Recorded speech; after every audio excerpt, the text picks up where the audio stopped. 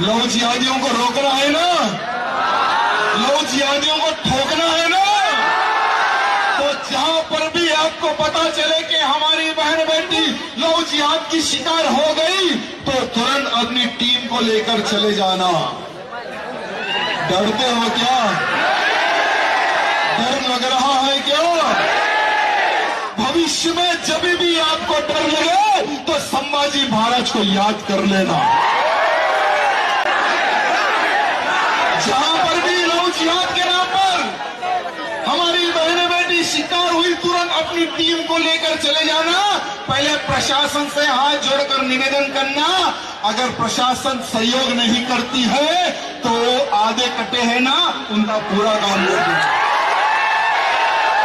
लेकिन आप सबको यही कहना चाहूंगा, उन गद्दारों को यह कहना चाहूंगा, ये लव जिहाद का जो षड्यंत्र है ये बंद कर दे, नहीं तो पूरे भारत में 100 करोड़ हिंदू है।